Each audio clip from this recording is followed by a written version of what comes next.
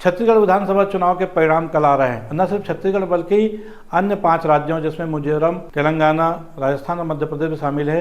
कल 3 दिसंबर को सुबह 7 बजे से मतों की गिनती शुरू हो जाएगी और शाम तक रिजल्ट के आने के साथ ये तय हो जाएगा कि किस राज्य में किस पार्टी का नेता मुख्यमंत्री बनेगा। जी नमस्कार दोस्तों, मैं हूं बीडी निजामी और आप देख रहे हैं न्यूज़ 220।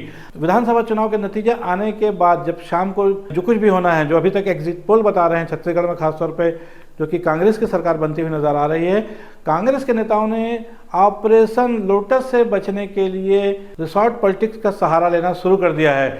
एक जबरदस्त चर्चा छत्तीसगढ़ में इस बात को लेकर के है कि लगभग 70-72 लोगों को कांग्रेस के जो प्रत्याशी चुनाव जीतकर शाम तक क्लियर हो जाएंगे, उनको देर रात या उसके अगले दिन छत्तीसगढ़ के बाहर कहीं पर भी भेजा जा सकता है। और इसकी वजह साफ है कि Bharatiya Janata party operation lotus जिस ढंग से चलाती है और जो वर्तमान समय में उप मुख्यमंत्री टी.एस. सिंहदेव ने जो कुछ भी कहा है, उसको देखते हुए कांग्रेस पार्टी कोई जोखिम लेना नहीं चाहती। तो खैर, ये तो अगर शाम को कांग्रेस के पक्ष में पूरा माहौल बनता है तो ऑपरेशन लोटस कि इससे बचने के लिए रिसोर्ट पॉलिटिक्स का सहारा कांग्रेस ले सकती है।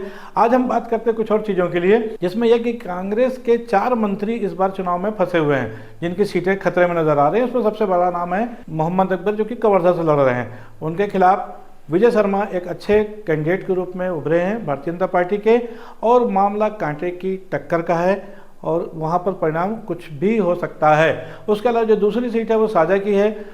कद्दावर नेता कांग्रेस के कैबिनेट मंत्री रविंद्र चौबे के खिलाफ ईश्वर साहू का जो चुनाव अभियान है, जिसमें पूरा साहू समाज लगा हुआ है, उन्होंने रविंद्र चौबे के लिए काफ़ी परेशानियां पैदा कर दी है और इस चुनाव का नतीजा भी काफ़ी कशमकश में फंसा हुआ नजर आ रहा है। तीसरा जो क्षेत्र है जहां पर एक कैबिनेट मंत्री और गृह मंत्री खासतौर पर ताम्रध्वज साहू अच्छे इंसान हैं, लेकिन उनके क्षेत्र में खासतौर पर जो 1.5 साल से ताम्रध्वज साहू जी के परिवार के लोगों की दखलंदाजी की वजह से खासतौर पे वहाँ के जो स्थानीय पार्षद हैं या कांग्रेस के अन्य नेता हैं, कहीं ना कहीं असंतुष्ट हैं। ज़बरदस्त आक्रोश उनमें देखने को मिला है।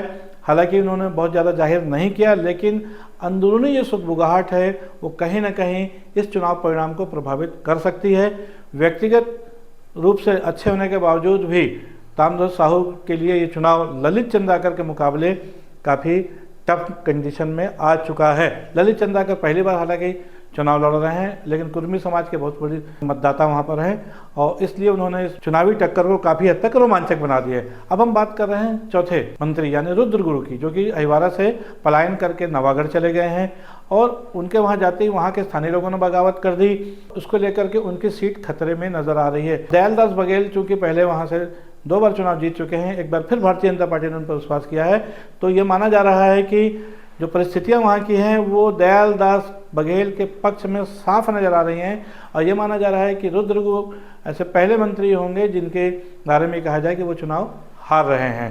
बहरहाल अब हम बात करेंगे कि बसपा जो कि कांग्रेस, जो कि 1 से 5 सीटों के बीच में सिमट सकती है। दोनों का आंकड़ा, पिछली बार 5 सीटें जो कि कांग्रेस को मिली थी, इस बार अधिकतम 3 सीटों की संभावना नजर आ रही है और बसपा की 1 या 2। तो इन स्थितियों में ये लगता है कि सत्ता की चाबी कांग्रेस या भाजपा किसको मिलती है वो अलग मैटर है, लेकिन ज़्यादा अंतर नहीं होगा दोनों पार्टियों के बीच। दोनों पार्टियों को कम से कम 40-40 सीटें मिलती हुई नजर आ रही हैं। बहरहाल कल शाम को रिजल्ट किसके पक्ष में आता है, कांग्रेस या भाजपा? आज के लिए बस इतना ही। कल शाम तक हमको इस बात का इंतजार करना पड़ेगा कि छत्तीसगढ़ में अगली सरकार किसकी बनेगी। तब तक देखते रहिए न्यूज़ 220 और मुझे दीजिए इजाज़त। कल फिर हम मिलेंगे कल चुनाव परिणाम के बाद। तब तक हमारी खबर को लाइक करें, हमारे चैनल को सब्सक्राइब करें। जय हिंद, जय भारत, जय छत्तीसगढ़।